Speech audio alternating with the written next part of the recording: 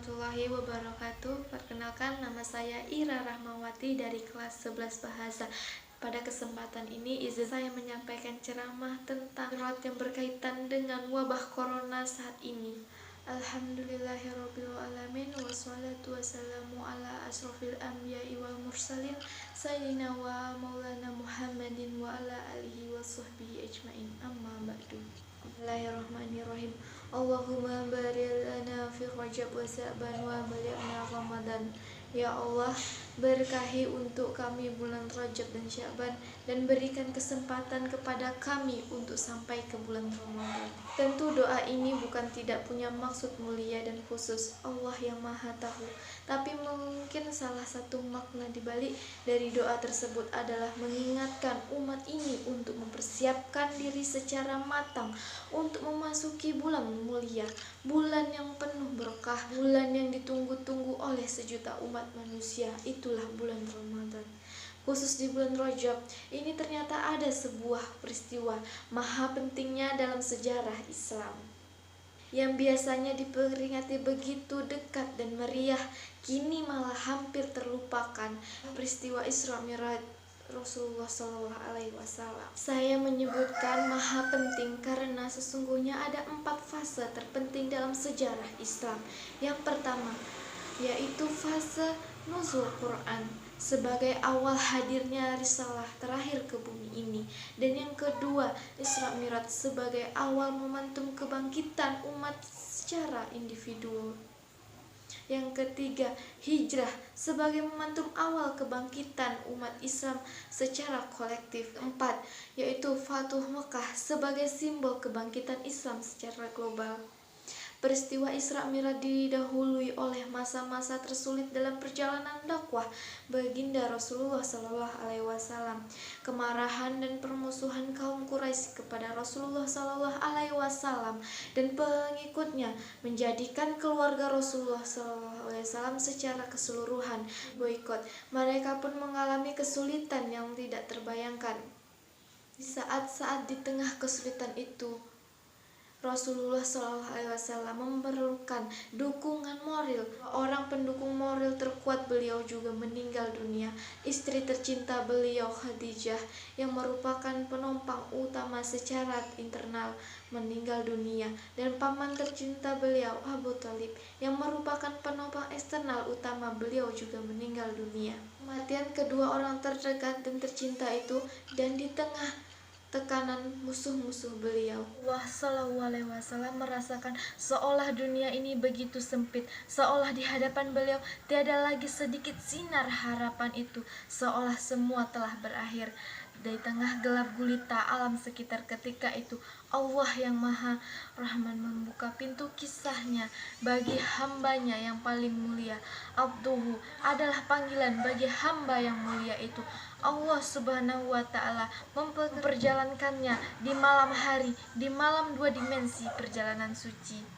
Kedua dimensi itu adalah dimensi horizontal dan dimensi vertikal.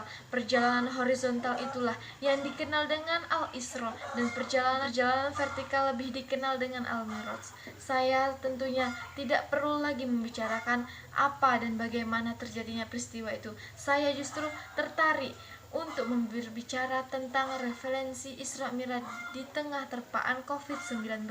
Yakin bahwa semua peristiwa yang terjadi dalam sejarah Islam punya makna-makna relevan dengan kehidupan manusia. Sejarah bukan untuk dihafal, justru sejarah untuk diambil hikmah-hikmahnya.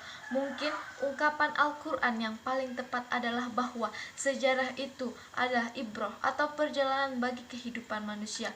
Oleh karena saat ini kita berada dalam suasana goncangan isu corona yang menyebabkan penyakit COVID-19, saya mencoba menemukan relevasi sejarah Isra Mi'raj dan cobaan-cobaan tersebut. Saya membatasi 3 hal pelajaran penting yang saya anggap sangat relevan dari Isra Mi'raj dalam konteks goncangan COVID-19. Pertama, tidak dapat disangkal bahwa goncangan yang diakibatkan corona saat ini memang luar biasa, kan mungkin boleh saja di luar dari imajinasi dan nalar biasa manusia. Betapa tidak, barangkali baru kali ini dalam sejarah hampir di semua negara masjid pada menutup diri dari sholat 5 waktu dan sholat Jumat. Bahkan di Saudi Arabia, semua masjid-masjid meniadakan sholat Jumat kecuali Masjidil Haram dan Masjid An-Nabawi. Itu pun hanya bersifat simbolik yang diikuti oleh segelintir jemaah. Rebaknya wabah corona ini adalah tantangan besar yang sedang hadir di hadapan umat Islam. Ini mengingatkan kita bagaimana tantangan yang hadir di hadapan Rasulullah SAW sebelum diperjalankan oleh Allah Subhanahu wa taala. Tapi satu hal yang beliau contohkan kepada kita adalah justru tantangan itu dijadikan oleh beliau sebagai momentum untuk mengetuk pintu-pintu langit, memohon intervensi suci. Sebuah pelajaran penting bahwa bumi yang sementara ini begitu penting.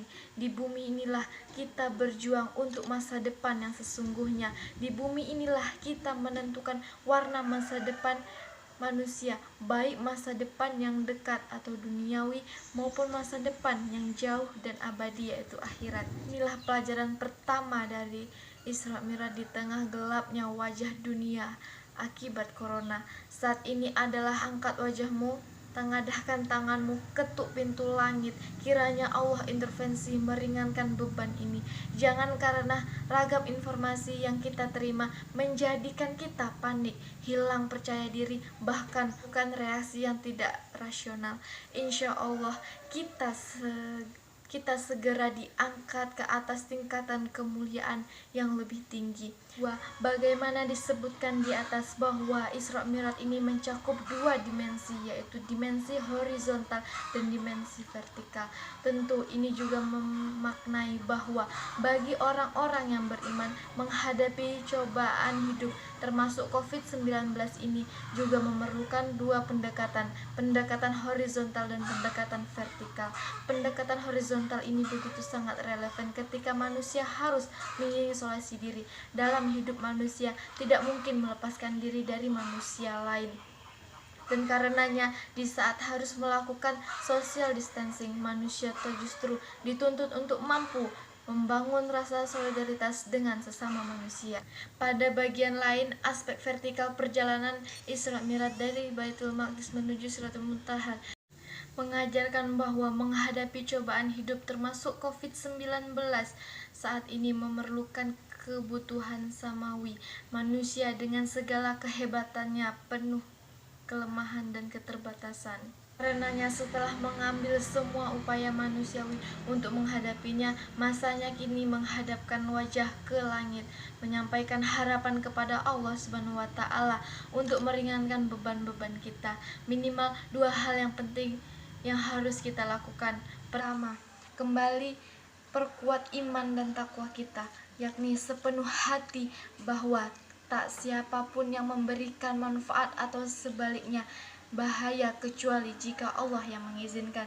Yang kedua, berdoa dengan sesungguh-sungguhnya dan penuh keikhlasan, kiranya Allah segera memberikan solusi dari ancaman wabah ini. Yang ketiga, akhir dari perjalanan suci Rasulullah ini adalah kenyataan bahwa beliau harus kembali ke bumi lagi. Kiranya dengan corona umat tersadarkan bahwa wabah pandemi ini jangan sekedar berlalu, tapi hendaknya berlalu dengan sebuah akhir yang lebih baik. Yang dapat saya sampaikan pada kesempatan ini, semoga dapat bermanfaat bagi kita semua dan dapat kita aplikasikan dalam kehidupan sehari-hari. Lebih dan kurangnya mohon dimaafkan.